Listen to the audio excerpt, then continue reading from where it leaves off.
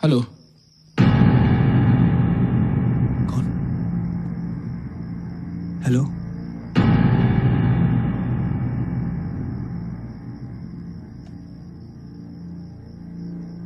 Hello. आत्मनिर्भर भारत। नमस्कार, मैं हूं आपका दोस्त और होस्ट डॉक्टर विवेक मलिक और आज हम बात करना चाहते हैं कि क्यों चाइना के प्रोडक्ट इंडिया में इतने सस्ते बिकते हैं। चाइना दुनिया में सबसे बड़ा एक्सपोर्टर है जो तकरीबन 2100 बिलियन डॉलर का एक्सपोर्ट करता है पूरी दुनिया में, जबकि यूएस से 1453 बिलियन डॉलर का एक्सपोर्ट करता है। वहीं जर्मनी 1340 बिलियन डॉलर का एक्सपोर्ट करता है। चाइनीज प्रोडक्ट जो पूरी दुनिया में इतने ज़्यादा सस्ते मिलते हैं, अगर इंडियन प्रोडक्ट्स की तुलना की जाए उनसे, तो इंडिया में ही इंडियन प्रोडक्ट्स की तुलना में चाइनीज प्रोडक्ट बहुत ज़्यादा सस्ते मिलते हैं।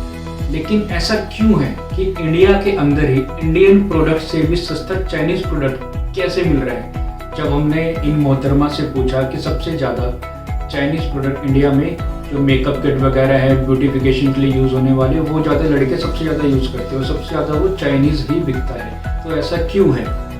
तो इनका ये जवाब आया। It's her choice. Of course. Nobody gives you the fucking right. आइए मैं बताता हूँ ऐसा क्यों है। चाइना ज्योग्राफिकली बहुत ज़्यादा स्ट्रॉन्ग है, जिससे उसके पास वास्ट मटेरियल एंड रिसोर्सेज हैं, प्लस उसके पास मशीनरी और टेक्नोलॉजी बहुत ज़्यादा एडवांस्ड है अगर इंडिया से अगर हम इसकी तुलना करें तो, जिसका वो बहुत अच्छी तरीके से यूज़ करता है। इस अपनी जो लोकेशन है उसको एक एडवांटेज के रूप में यूज़ करके वो बहुत ज़्यादा मास प्रोडक्शन करता है, जबकि इंडिया में ऐसा नहीं है। Due to lack of technology हमें दूसरे देशों पे ज़्यादा निर्भर रहना पड़ता है फॉर द रॉ मटेरियल्स। हम जो भी जितना भी रॉ मटेरियल्स है वो सारा का सारा इंपोर्ट करते हैं, प्लस उसके ऊपर इंपोर्ट ड्यूटी लगती है, टैक्सेस लगते हैं, जिससे कि उस मटेरियल की कीमत ही इतनी हाई हो जाती है। तो उसको प्रोसेस करने के बाद जो प्रोडक्ट बनता है वो बहुत ज़्यादा कॉस्टली हो जाता है, जिसकी वजह से इंडिया के प्रोडक्ट महंगे हो जाते हैं चाइनीज़ प्रोडक्ट से। दूसरा reason, physical labour and skilled labour India में एक बहुत बड़ी प्रॉब्लम है। लेबर को मिलने वाले वेजेस इंडिया में बहुत ज़्यादा लो हैं, जो लेबर को रोकती है एफिशिएंटली वर्क करने को। उनको एक जॉब सिक्योरिटी महसूस नहीं होती। हालांकि चाइना में भी बहुत ज़्यादा लो है वेजेस, लेकिन वहाँ पे कंसिस्टेंटली हर साल 15% उनको इंक्रीज किया जाता है, जिससे कि लेबर में एक जॉब सेटिस्फेक्शन और एक जॉब सिक्योरिटी पैदा होती है, जिससे कि वो मोर एफिशिएंटली काम करते हैं और उसका रिजल्ट मिलता है मास प्रोडक्शन में। तीसरा रीज़न, चाइना इंडिया से ज़्यादा डेवलप्ड नेशन है। जहाँ चाइना का ज़्यादातर पार्ट डेवलप्ड कैटेगरी में आता है, वहीं इंडिया का 70% एरिया रूरल पॉपुलेशन के अंडर आता है, जहाँ इलेक्ट्रिसिटी एक बहुत बड़ा प्रॉब्लम है। अगर वहाँ पे कोई फैक्ट्री लगाना चाहे तो उसको एक बहुत लिमिटेड टाइम के लिए ही इलेक्ट्रिसिटी मिल पाती है, जिससे कि उसका वैल्यूएबल टाइम लॉस होता है और वो ज़्यादा मास प्रोडक्शन नहीं कर पाता। ये एक बहुत बड़ा रीज़न है। फोर्थ रीज़न, चाइना के पास एक बहुत ही strong and secure banking and loaning system है, जो इंडिया के पास नहीं है। जहाँ एक तरफ इंडिया के अंदर विजय माल्या और नीरव मोदी जैसे लोगों ने पूरे बैंकिंग सिस्टम का मजाक बना के छोड़ दिया है, वहीं चाइना में लोन लेना बहुत ही ज़्यादा इजी है, जिससे कि वहाँ के बड़े बिजनेसमैन को एक बहुत ही ज़्यादा अच्छा फाइनेंशियल सपोर्ट और बैकअप प्रोवाइड होता है, जिससे वो मास प्रोडक्शन करने को लेके एनकरेज होते हैं। वहीं इंडिया में ऐसा नहीं है। इंडिया में लोन लेना बहुत मुश्किल है, प्लस कोई भी थर्ड पार्टी इन्वेस्टर बड़े बिजनेसमैन में इन्वेस्ट नहीं करना चाहता। बड़े के छोटे भी बिजनेसमैन में कोई इन्वेस्ट नहीं करना चाहता, कोई रिस्क नहीं लेना चाहता, और बिना फाइनेंशियल सपोर्ट के किसी भी तरह की मास प्रोडक्शन की उम्मीद करना बहुत ही ज़्यादा मुश्किल है। लेकिन इससे क्या होता है? इससे क्या होता है कि हमारा जो सेलिंग प्राइस है इंडियन प्रोडक्ट्स का, वो बहुत ज़्यादा बढ़ जाता है और उसकी डिमांड बहुत ज़्यादा कम हो जाती है। ये एक बहुत बड़ा रीज़न है जिससे कि इंडियन प्रोडक्ट महंगे बिकते हैं और चाइनीज़ प्रोडक्ट बहुत ज़्यादा सस्ते बिकते हैं। जब विजय माल्या और नीरव मोदी जैसे लोगों के बारे में हमने अपने पूर्व प्राइम मिनिस्टर और अपने करंट प्राइम मिनिस्टर पूछा तो उनका ये जवाब आया। सबसे पहले देखते हैं कि मनमोहन सिंह जी ने क्या जवाब दिया।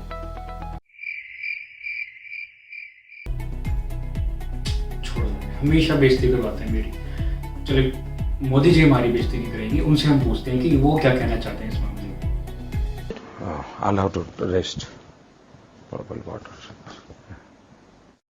पानी आप पीछे दोस्ती बनी रहे, अपनी दोस्ती बनी रहे यार। मेरी कोई सुनता ही नहीं है, तो ये सबसे बड़ी प्रॉब्लम है इंडिया की। ये भी एक बहुत बड़ी प्रॉब्लम है, इसे भी आप नोट कर लीजिएगा। मेरे जिस दिन सुन लो कि ठीक हो जाएगा सारा मामला। पांचवा reason, judicial system and government of India बहुत ही ज़्यादा स्लो काम करती है। कोई भी लॉज और रेगुलेशन या रिफॉर्म्स को लाने के लिए ये बहुत ज़्यादा टाइम टेकिंग प्रोसेस है। इंडिया में बहुत ज़्यादा टाइम लेती है हमारी सरकारें। लेकिन अगर चाइना में देखा जाए तो कोई भी प्रोमिसिंग रिफॉर्म्स आता है किसी भी मैन्युफैक्चरिंग के रिगार्डिंग या किसी भी कंपनी को अट्रैक्ट करने के रिगार्डिंग, वो बहुत ही क्विकली इंट्रोड्यूस कर दिया जाता है वहाँ पे। प्लस करप्शन लेवल चाइना में बहुत ज़्यादा कम है, जबकि इंडिया का हाल आपको मालूम ही है। प्लस इसके अंदर एक चीज़ और ऐड करना चाहूँगा कि illegal practices between government and big businessman of India, जिसकी वजह से हमारे यहाँ पे जो बहुत ज़्यादा प्रॉब्लम्स आती हैं और इनको एक दूसरे को फ़ायदा पहुँचाने के चक्कर में सारी कॉस्ट बेयर करनी पड़ती है पब्लिक और कस्टमर को।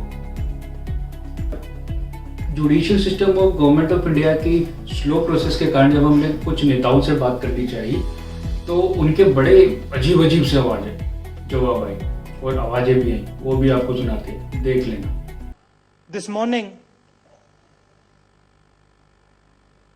I got up at night. ये करा क्या? अरे what are you doing? Sit down. 2 minute में आप इम्पोर्टेंट बात है।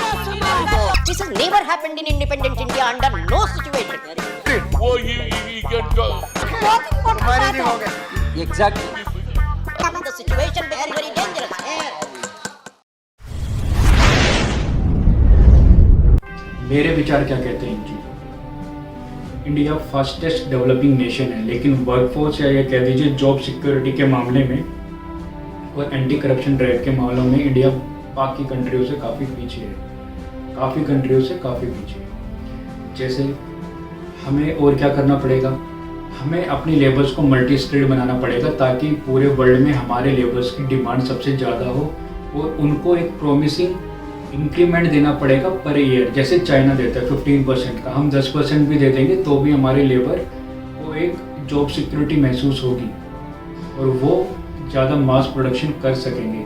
बाकी जितने भी ऊपर मैंने आपको सुझाव दिए उनमें काम करना पड़ेगा सरकार को। अगर वो काम नहीं करेंगे तो हम आत्मनिर्भर नहीं बन पाएंगे। कोई भी पॉलिसी है, सिर्फ पॉलिसी का ईमानदार होना ही काफ़ी नहीं होता, उसका ईमानदारी से इम्प्लीमेंटेशन सबसे ज़्यादा ज़रूरी होता है। अगर कोई भी पॉलिसी लाई जाए और वो इम्प्लीमेंट ही ना हो, ग्राउंड लेवल पे वर्क ही ना करे, तो उसका पॉलिसी का कोई फ़ायदा नहीं, चाहे आपने कितनी भी ईमानदारी से लेके आई। वरना गरीब तो गरीब है, 10 रुपये की चीज़ वो 50 रुपये में क्यों खरीदे, इसका लॉजिक मुझे आप बता दीजिए। आत्मनिर्भर तो वो तभी बनेगा ना जब उसकी जेब में कुछ पैसा होगा, वो अपना घर परिवार चलाए या महंगे इंडियन प्रोडक्ट्स को खरीदे। तो मैं सरकार से गुजारिश करना चाहूँगा, हमारे बिजनेसमैन तब तक अपने प्रोडक्ट सस्ते नहीं कर सकते जब तक सरकार उनके लिए कोई भी ऐसी पॉलिसीज या ऐसे रिफॉर्म्स लेके नहीं आएगी।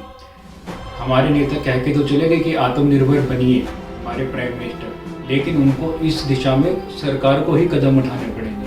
आम आदमी बहुत ही लिमिटेड वे में आत्मनिर्भर बन सकते हैं, इंडियन प्रोडक्ट को खरीद सकता है जहाँ पे पहले से ही एक कंपटीशन है। लेकिन जहाँ बाकी चीज़ों में बहुत ज़्यादा कंपटीशन नहीं है, चाइनीज़ प्रोडक्ट बहुत ज़्यादा सस्ते मिलते हैं या मान लीजिए नेग्लिजिबल कंपटीशन है, वहाँ तो चाइना अभी ऊपर ही रहेगा जब तक सरकार कुछ नहीं करेगी। तो यही अपील करता हूँ कि इस वीडियो को सबसे ज़्यादा से ज़्यादा सब्सक्राइब कीजिए, शेयर कीजिए, ताकि सरकार तक ये बात पहुँचे कि सरकार को क्या क्या कदम उठाने चाहिए। तो जब तक सरकार कदम नहीं उठाएगी ये सब मुमकिन नहीं है। तो please share this video as much as possible and please like, subscribe, share and comment also. अगर आपको मेरी ये वीडियो अच्छी लगी तो प्लीज़ मुझे बताइए कि आगे मैं आपको किस और टॉपिक पे आपके लिए वीडियो बनाऊँ।